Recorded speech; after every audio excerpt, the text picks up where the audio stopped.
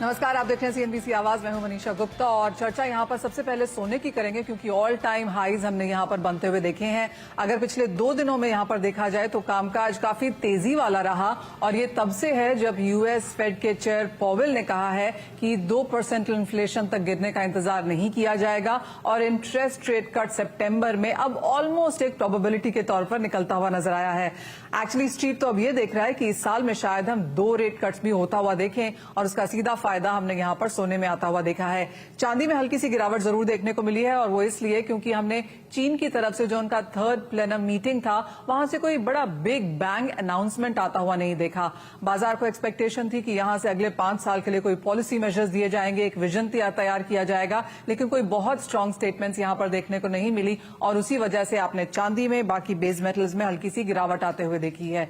लेकिन अब यहां से सोने में क्या किया जा सकता है, कहां जा सकते हैं प्राइसेस, क्योंकि आपको बता दें कि wall street banks and brokerages का तो यही मानना है कि इस साल और अगले मिड ईयर तक भी 2025 में भी हम यहां पर $2700 प्रति आउंस के लेवल्स देख सकते हैं। तो ऑल टाइम हाईज के साथ कारोबार यहां पर अंतर्राष्ट्रीय बाजारों में और भारतीय बाजारों में भी। हमारे साथ कार्यक्रम में अब जुड़ रहे हैं चिराग शेठ जो कि प्रिंसिपल कंसल्टेंट है साउथ एशिया मेटल फोकस के, और साथ ही साथ रोकड़े ज्वेलर्स के राजेश रोकड़े जी हमारे साथ हैं। आप दोनों का कार्यक्रम में स्वागत है और पहले फोकस यहां पर सोने पर ही करेंगे। चिराग, जिस तरह का सिनेरियो हमने चेंज होता हुआ देखा इंटरनेशनल मार्केट्स में, आई थिंक वो एक स्टेटमेंट का बाजार को इंतजार था और जो यूएस फेड पॉवेल ने डिलीवर भी की है, जिस तरह का रिएक्शन हमने यहां पर गोल्ड प्राइसेस में आता हुआ देखा है, आप कैसे देखते हैं? जी हाँ, बिल्कुल। देखिए, यहाँ पे अब पिछले कई दिनों में 2 या 3 बहुत ही इंटरेस्टिंग डेवलपमेंट्स हुए हैं। एक तो जैसे आपने कहा कि यूएस फेड की तरफ से करीबन एक बहुत ही स्ट्रांग सिग्नल मिल चुका है स्ट्रीट को कि शायद इस साल 2 रेट कट्स हो सकते हैं। जैसे सितंबर में अब ये माना जा रहा है कि रेट कट तो जरूर आएंगे। तो ये सबसे पहली चीज है। दूसरी बात ये है कि ये जो हमने पिछले हफ्ते देखा है कि शायद इसी हफ्ते देखा है ट्रंप पे जो अटैक हुआ है और उसके बाद रिपब्लिकन नॉमिनी उन्हें अनाउंस किया है। तो देखिए, ये हमने हिस्टोरिकली देखा है कि जब ट्रंप की सरकार आई थी तब ट्रेड वॉर्स चाइना और यूएस के बीच में काफी ज्यादा अग्रेसिव हो गई थी।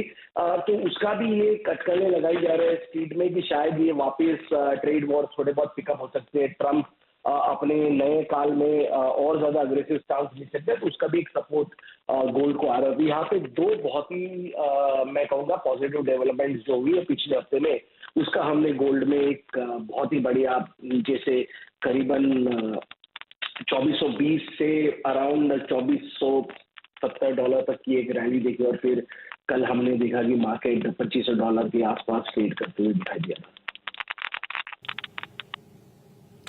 जी हाँ, और सोना यहां से कहां जा सकता है उसके ऊपर वापस आएंगे, लेकिन उससे पहले मेरे सहयोगी लक्ष्मण रॉय हमारे साथ जुड़ चुके हैं। कैबिनेट की मीटिंग यहां पर समाप्त हुई है और लक्ष्मण, काफी सारी चीजें, काफी सारी प्री ब्रेकिंग न्यूज आप हमें यहां पर देते रहे हैं कि क्या कुछ एक्सपेक्ट किया जा सकता है कैबिनेट से, लेकिन हम जानते हैं आपके पास वो अब क्लियर तौर पर, पक्के तौर पर इंफॉर्मेशन है, क्या है वो सब? देखिए, जो यहाँ पे कैबिनेट की बैठक अब से कुछ ही देर पहले शुरू हो चुकी है और मुझे जो सूत्रों से जानकारी मिली है इसमें 2 सेक्टर के लिए काफी बड़े फैसले लिए जा सकते हैं।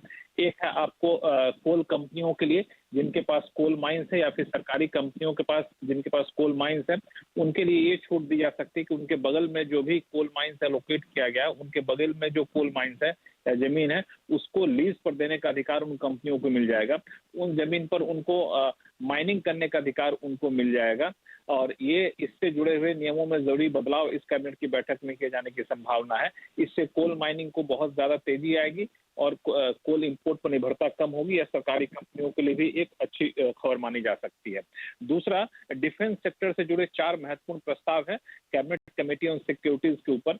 उसमें अलग अलग प्रस्ताव हैं डिफेंस सेक्टर जुड़े हुए, इसको भी सीसीएस में यानी कैबिनेट कमेटी ऑन सिक्योरिटी में मंजूरी मिलने की संभावना है। अब से कुछ ही देर बाद कैबिनेट की बैठक खत्म होगी, फिर बाकी डिटेल आपको औपचारिक तौर पर जानकारी मिल सकती है सरकार की तरफ से। ऑल राइट लक्ष्मण, बहुत शुक्रिया। और ऑफ कोर्स आपके ऊपर लगातार हम यहाँ पर नजर बनाए रखेंगे, आपके पास आते भी रहेंगे, जैसे कि आप वो कैबिनेट मीटिंग यहाँ पर देख रहे हैं। और जैसे आपने कहा कि कोल इंडस्ट्री के लिए यहाँ पर एक पॉजिटिव रह सकता है, तो कोल स्टॉक्स पर आपकी यहाँ पर नजर रहनी चाहिए। और दूसरा, जैसे लक्ष्मण कह रहे थे कि 4 महत्वपूर्ण डिसीजन यहाँ पर डिफेंस में आ सकते हैं, तो ऑफकोर्स वहां पर भी बाजार की नजर रहेगी। हमने देखा भी है वो स्टॉक्स को यहाँ पर इंपैक्ट लगातार होता हुआ भी। तो कैबिनेट मीटिंग खत्म होने का इंतजार है और उसके बाद ऑफकोर्स हम यहाँ पर लक्ष्मण के पास फिर से जाएंगे। लेकिन तब तक लौटते हैं फिर से यहाँ पर सोने की तरफ, क्योंकि इसने यहाँ पर ऑल टाइम हाई बनाया है। और चिराग, जैसे आपने हमें कहा कि सिनेरियो पॉजिटिव होता हुआ नजर आ रहा है, यहां से और तेजी देखने को मिल सकती है, तो किस तरह के लेवल्स अब आप इस ईयर एंड तक एक्सपेक्ट कर रहे हैं? देखिए मनीषा, हमारा मानना है कि इस साल 2550 और अगले साल 2650 के लेवल मार्केट को देखने मिल सकते हैं। तो अगर कोई एक साल की अवधि से सोने में निवेश करता है तो उसे यहाँ से करीबन $100 की रैली जरूर देखने को मिलेगी। मैं कहूँगा 2550 से 2650 के लेवल 2025 में हमें जरूर देखने को मिल सकते हैं। ऑल राइट, तो यानी कि 2450 का ऑल टाइम हाई हमने टूटता हुआ देखा, 2470 के लेवल्स गए और यहां से $200 की तेजी इस साल और अगले मिड ईयर तक देखने को मिल सकती है। राजेश जी, इस वन वे तेजी जो गोल्ड में एक्सपेक्ट की जा रही है, इसका क्या इंपैक्ट आप इंडियन मार्केट्स में आता हुआ देखते हैं? क्या खरीदारी यहां पर बरकरार रहेगी? अगर अगले 6, 8, 12 महीने में अगर $200 की तेजी यहां पर रुक रुक के भी चाहे आए, तो आपको लगता है खरीदार बनेंगे यहां पर बाजार में? बिल्कुल, एक साथ अगर $100 की तेजी आती तो थोड़े दिन के लिए कुछ कस्टमर रुक जाते हैं, बट मैं ये कहूंगा कि लॉन्ग टर्म के लिए कस्टमर का फेथ पहले से ज्यादा इस इंडस्ट्री पे, इस गोल्ड के कमोडिटी पे बड़ा है। उसके पीछे कई दिनों की मैं अगर बताऊं कि किस तरीके से टर्न बाय टर्न ये गोल्ड की तरफ पॉजिटिव लेके गया, जैसे कि अभी चिराग जी ने भी कहा, यूएस में जो अटैक हुआ था ट्रम्प के ऊपर, वो एक उनके चुन के आने की संभावना बढ़ जाती है। और आपको पता है ट्रम्प काफी एग्रेसिव है, उस वजह से कितने जियोपॉलिटिकल इश्यूज सामने आ सकते हैं, इस वजह से भी गोल्ड को इंपैक्ट करता है। साथ ही फेड के जिस तरीके से इंडिकेशन दिए है फेड ने कि वो मिनिमम 2 बार रेट कट करेंगे, ये इंडिकेशन भी गोल्ड को सपोर्ट ऊपर लेके जाता है। और geopolitical issue, dollar hedging, inflation, central bank की खरीदारी और माइनर्स के पास, जितने भी माइनर्स हैं उनके पास भी बहुत ज्यादा इन्वेंट्री की मतलब कमी दिख रही है। ऐसे अलग अलग तरीके से गोल्ड सबको सपोर्ट करता है। कि मैं आपके सामने एक नंबर रखना चाहूंगा, 2001 में 72% सभी सेंट्रल बैंक डॉलर रखती थी, आज वो घट के 58%। मतलब ये सेंट्रल बैंक भी अभी जो उनका ट्रस्ट है वो गोल्ड पे बड़ा है। और साथ ही साथ आपको ये भी बताना चाहूंगा कि आने वाले 2 महीने में इंडिया में 2 बड़े एग्जीबिशंस है और इसकी बाइंग पहले से ज्वेलर्स, जो भी मैन्युफैक्चरर्स है, होलसेलर्स है, वो कर लेते हैं। तो इस वजह से भी फिजिकल मार्केट में काफी डिमांड है। और साथ ही साथ इसके जस्ट बाद, अगस्त के बाद आप देखेंगे तो त्योहारी सीजन शुरू हो जाता है। तो हमारे लिए दशहरा, दिवाली और रक्षाबंधन से जो पूरा सीजन स्टार्ट होता है, तो एक अच्छी खासी डिमांड होती है मार्केट में। तो ये सब पॉजिटिव की तरफ लेके जाता है। और साथ ही दिवाली के बाद शादी का सीजन होता है, उसके समय उसकी खरीदारी भी लोग चाहते हैं कि बढ़े हुए रेट से पहले, जिस तरीके के न्यूज आ रहे हैं, तो उनको लगता है कि और ज्यादा रेट ना बढ़ जाए, इस वजह से खरीदारी कर ले। और मुझे लगता है कि आने वाले दिनों में, जैसे चिराग जी ने कहा है कि $100 की तेजी, मुझे तो लगता है कि कम से कम $200 का अभी यहाँ पे और एक बढ़ने की पूरी संभावना मुझे दिखती है सितंबर से पहले। ऑल राइट, सो $200 तक की तेजी अगले 2-3 महीने में यहां पर सोना आपको दिखा सकता है। ऑफकोर्स जैसे ही वो पहला इंटरेस्ट रेट कट होगा, हम देखेंगे एक नेक्स्ट वेव ऑफ खरीदार जो यहां पर सोने की तरफ जाएंगे। लेकिन चिराग, साथ ही साथ जो ये चांदी आ रही है सीपा के अंदर और गोल्ड आ रहा है प्लैटिनम की गार्ग में, ये ऑफकोर्स इन्फॉर्मेशन हम पिछले 10-15 दिन से कवर करते जा रहे हैं। यहां पर कोई लेटेस्ट डेवलपमेंट है? क्योंकि सुनने में ये आया था कि यहां पर एक मीटिंग हो चुकी है, गोल्ड एसोसिएशंस अब इसके बारे में सरकार से बात भी कर रहे हैं। क्या कुछ वो बात और आगे बढ़ी है?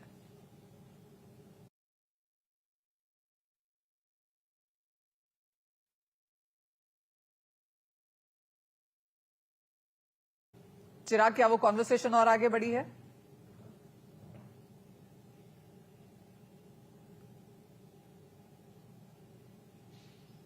ओके, चिराग से यहां पर बात नहीं हो पा रही, लेकिन राजेश जी आप कैसे देखते हैं? क्योंकि हम जानते हैं कि सोना यहां पर डिस्काउंट पे चलता रहा है भारतीय बाजारों में, क्योंकि कम इंटरेस्ट रेट, कम ड्यूटी पे कई लोगों ने यहां पर इंपोर्ट किया है। कैसे देखते हैं आप एज ऑफ नाउ जो ये डिस्टॉर्टेड प्राइसेस और डिस्टॉर्टेड मल्टी लेयर ड्यूटीज हैं जो भारत जिनसे डील करता है? बिल्कुल मनीषा जी, आपने बहुत ही अच्छा मुद्दा ये उठाया और मैं इस मुद्दे का यही आंसर दूंगा कि सरकार जब भी कभी इस तरीके के डिसीजन लेती है कि किसी कमोडिटी को अगर कहीं सेफा के तहत या फिर प्लेटिनियम के साथ जो गोल्ड आया, ये हमारी इंडस्ट्री के लिए एक धब्बा है, एक दुखद है, लेकिन ये सब कानून के हिसाब से ही हुआ है। मेरा एक ही कहना रहेगा, as a domestic council we are apex body for the industry. जब कभी भी ऐसी इंपोर्ट की बात होती है तो all India James and jewellery domestic council को विश्वास में जरूर लेना चाहिए, जिस वजह से कभी भी सरकार को कभी भी रेवेन्यू में नुकसान नहीं होगा, मुझे ऐसा लगता है। ऑफ कोर्स ये एक बातचीत अभी जारी है, देखना होगा कि इसमें आगे यहाँ पर क्या निकल के आता है। लेकिन साथ ही साथ राजेश जी, जैसे आपने कहा कि खरीदारी अब आगे जाकर यहाँ पर बढ़ेगी, तो अगर पिछले साल के थर्ड क्वार्टर से कंपेयर करें कैलेंडर ईयर के लिहाज से, क्योंकि जैसे फेस्टिवल्स यहाँ पर शुरू हो जाते हैं, किस तरह की बाइंग आप देखते हैं as compared to last year? बिल्कुल, देखिए अभी गोल्ड का रेट एकदम से बढ़ जाने के कारण थोड़ा सा अनकंफर्ट आया है कस्टमर के पास, लेकिन वो अनकंफर्ट बहुत दिन ज्यादा नहीं होता है। एक बार स्टेबिलिटी आ जाती है, अभी देखिए आप बेंचमार्क अभी गोल्ड का 2400 प्लस डॉलर का हो गया है। जब $2200 से 2400 हुआ था, तब सबको लग रहा था कि फिर से एक बार नीचे आएगा गोल्ड और काफी नीचे आने के बाद वो खरीदारी कर देंगे। लेकिन अभी कस्टमर को भी पता है ये $100 मैक्स टू मैक्स नीचे आ सकता है, लेकिन बढ़ने के लिए करीब $200 का अभी भी यहाँ पे गैप है। तो इस वजह से कस्टमर का भी अभी खरीदारी बढ़ गई है और एज आई एम रिटेलर, इस वजह से मैं देखता हूँ ग्राहकों का इसके ऊपर का जो विश्वास है पहले से ज्यादा बढ़ गया है। उनको लगता है कि और ज्यादा खरीदारी करनी चाहिए, इसलिए मुझे लगता नहीं कि इसका भविष्य कहीं पर भी कुछ डिमांड को लेके प्रॉब्लम आएगा। ऑल राइट, चलिए ये तो बात अच्छी है कि डिमांड को लेकर कोई इश्यूज नहीं आएंगे और सोने के प्राइसेस में लगातार तेजी है, तो इन्वेस्टमेंट के तौर पर भी यहाँ पर ये एक स्ट्रॉन्ग एसेट क्लास के नाम पर उभरा है। अगर इस साल की अब तक की बात करें तो सोने ने करीबन 17% के रिटर्न्स आपको दिए हैं, वहीं चांदी में भी करीबन 28-29% की तेजी इस साल में अब तक हम देख चुके हैं। बहुत शुक्रिया चिराग, राजेश जी आपका साथ जुड़ने के लिए। इसी के साथ एक ब्रेक ले रुकेंगे, जब लौटेंगे तो बात करेंगे एग्री कमोडिटीज की, साथ ही जानेंगे ट्रेडिंग स्ट्रैटेजीज की की करेंगे, जहां पर करीब करीब 2-2.5% की तेजी के साथ आज कारोबार होता हुआ नजर आया है। हमारे साथ as of now Rajgor spices के धनंजय राजगौर हैं। धनंजय जी नमस्कार। अच्छी खासी तेजी के साथ फिलहाल कारोबार, कैसे देखते हैं आप ये सडन प्राइस मूव? नमस्कार मनीषा जी, पहले जीरे के लिए बात करूं उसके लिए मैं पहले बोलना चाहता हूं कुछ दो पंक्तियां, क्योंकि बहुत दिनों के बाद सिर्फ जीरे में वापस 2% की तेजी लौटी है। झोपड़ी में तड़ तड़ू या महल में फड़ फड़ू, एक सी खुशबू बिखेरता हूँ, दाम घटे या दाम बढ़े एक साथ हाथ देता हूँ, धरती से लाता हूँ जो तुम्हारे लिए समझ कर जायका बढ़ाने तुम्हारे खाने का अपना समर्पण करता हूँ। ऑल राइट, तो फाइनली जीरे की तेजी ने आपको फिर से पोयट बनाया है, लेकिन धनंजय जी यहाँ से अब और क्या तेजी बरकरार रहेगी? मनीषा जी, जीरे में मैंने लास्ट टाइम भी बताया था कि जीरे में पिछले कुछ दिनों से आवकें बढ़ नहीं रही, इस कारण से मार्केट बढ़ रहा है। नीचे भाव से किसान माल छोड़ नहीं रहा है और किसानों को मनाना यानी जैसे कि आंखों में पानी आने जैसा काम है अभी। और मार्केट नीचे है तो जीरा बेच नहीं रहे किसान लोग, वो हिसाब से जीरे के दाम बढ़ रहे हैं। और यहाँ से कितनी तेजी की एक्सपेक्टेशन है? तेजी बहुत बड़ी तेजी नहीं दिखा रहा हूँ, लेकिन मुझे लग रहा है कि अभी आने वाले महीनों में गणेश फेस्टिवल और से सारे त्योहार सब शुरू हो जाएंगे अगस्त से, तो उनकी ग्राहकी 1 महीने पहले से निकल गई, तो जीरा ऑलरेडी बॉटम में चल रहा है। यहाँ से जीरा घटने का चांस न के बराबर है, या शायद ही 5 से 10 रुपए जीरा घट सकता है और यहाँ से बढ़ने का चांस 20 से 30 रुपए प्रति किलो में लग रहा है। ऑल राइट, यानी कि गिरावट के आसार यहाँ पर ज्यादा नहीं है और शॉर्ट के करीब, बॉटम के करीब हम यहाँ पर हैं और तेजी की एक्सपेक्टेशन यहाँ से और भी ज्यादा है। बहुत शुक्रिया धनंजय जी साथ जोड़ने के लिए, उस कविता के लिए भी, और ऑफ कोर्स यहाँ पर जिस तरह का मूड बदला है जीरे की इंडस्ट्री के लिए वो भी यहाँ पर हमारे समक्ष रखने के लिए। इसी के साथ आगे बढ़ेंगे और अब हमारे साथ गंगानगर कमोडिटीज के अमित खरे हैं। अमित जी नमस्कार, और सबसे पहले आपका व्यू जानना चाहेंगे, आपको मसालों में और जीरे में स्पेशली कैसा लगता है? नमस्कार मनीषा जी, जीरे का चार्ट जैसा कि मैं देख पा रहा हूँ अभी कल इसने लगभग 26,000 के आसपास का लो बनाया था। ओवरऑल ट्रेंड जो है चार्ट पर काफी नेगेटिव है, तो ट्रेडिंग के लिहाज से ही मैं बताऊंगा कि 27,500 के आसपास इसमें दिवाली का ट्रेड ट्रेडर्स को करना चाहिए। 28,300 रुपए का स्टॉप लॉस लगाकर कल का जो लो है 26,000 के आसपास था, वो वापस फिर से रिटेस्ट कर सकता है। प्राइस अगर 28,300 के ऊपर थोड़ा सस्टेन होते हैं तो जरूर इसमें एक छोटी सी तेजी दिखाई देगी। बाकी अदरवाइज इसमें एक सेल और राइस की स्ट्रेटजी माननी चाहिए। मसालों में देखा जाए तो धनिया काफी वीक काउंटर रहा है, स्टार्टिंग से ही इसमें जो है 8,000 के आसपास से करेक्शन स्टार्ट हुआ। अभी 7250 के आसपास प्राइस है। 7300 की रेंज में इसमें एक बिगवाली का ट्रेड लेके चलना चाहिए एज पर ट्रेंड। 7500 रुपए का स्टॉप लॉस लगाकर 7000 तक के टारगेट जो है धनिया वायदे में भी रखे जा सकते हैं। टीएमसी की मैं बात करूं तो ट्रेंड इसका भी काफी नेगेटिव हो चुका है, प्राइस लगभग 16,300 के आसपास है। एक बिगवाली का ट्रेड इसमें लेके चले, 16,800 रुपए के ऊपर का स्टॉप लॉस लगाकर 15,000 तक के टारगेट जो है टीएमसी में भी रखे जा सकते हैं। तो ओवरऑल जो है मसाला पैक में एक सेल की स्ट्रेटजी ट्रेडर्स को अपनानी चाहिए। जी मनीष सर। अमित, साथ ही साथ अगर यहाँ पर मेटल्स की बात की जाए तो कुछ मुनाफा वसूली देखने को मिली है। बाजार इसलिए बढ़ा था कि चाइना की तरफ से शायद कुछ सुनने को मिलेगा, लेकिन उनकी प्लेनम मीटिंग में कोई बहुत बड़ा हमने अनाउंसमेंट आता हुआ नहीं देखा। तो जिस तरह से मेटल्स में आज हाल है, कैसे देखेंगे आप? बिल्कुल, मेटल्स में करेक्शन जो है काफी टाइम से अभी कंटिन्यू चल रहा है, स्पेशली कॉपर की अगर मैं बात करूं तो 920 के आसपास का इसने हाई बनाया था, वहां से कंटिन्यूस लगभग 1000 पॉइंट की जो है प्रॉफिट बुकिंग इसमें आ चुकी है। मेरे को लगता है ये जो गिरावट है प्रॉफिट बुकिंग जारी रहेगी। 843 के आसपास इसमें एक बिकवाली का ट्रेड ट्रेडर्स को करना चाहिए। 848 का स्टॉप लॉस लगाकर 833 तक के टारगेट जो है कॉपर में रखे जा सकते हैं। वहीं पे जिंक की अगर मैं बात करूं तो 268 रुपए के आसपास एक बिकवाली का ट्रेड लेके चले, 270 का ऐसे लगाकर 264 रुपए तक के टारगेट जो है जिंक में भी देखने को मिल सकते हैं। जी मैम। राइट, जी हाँ, एब्सोल्युटली। 2 हफ्ते के लोज पर फिलहाल यहाँ पर कॉपर में कारोबार है, जिंक में गिरावट है, स्टील अपने 7 साल के लोज के आसपास फिर आने लगा है। और अमित, यहाँ पर सोने में तो ऑल टाइम हाइज बनते हुए नजर आए, लेकिन उस तरह का पुश हमने चांदी में आता हुआ नहीं देखा। बिल्कुल, सोने जो है चांदी के कंपैरिजन में सोना काफी स्ट्रॉन्ग रहा है, पहले भी रहा है और अभी भी स्ट्रॉन्ग ही है। कल ही इसने एक लाइफ टाइम हाई बनाया, जबकि चांदी अपने लाइफ टाइम हाई से लगभग 4000 पॉइंट नीचे है। तो खरीदारी का ही ट्रेड है 74,200 के आसपास एक फ्रेश खरीदारी अगस्त वगैरह सोने में ट्रेडर्स को करनी चाहिए। 74,800 तक के टारगेट मेरे को लगता है आज या कल के ट्रेडिंग सेशन में इसमें देखने को मिलेंगे। 74,000 रुपए का स्टॉप लॉस मेंटेन करें। वहीं पे चांदी की अगर मैं बात करूं तो 92,000 के आसपास इसमें आज खरीदारी का ट्रेड ट्रेडर्स को करना चाहिए।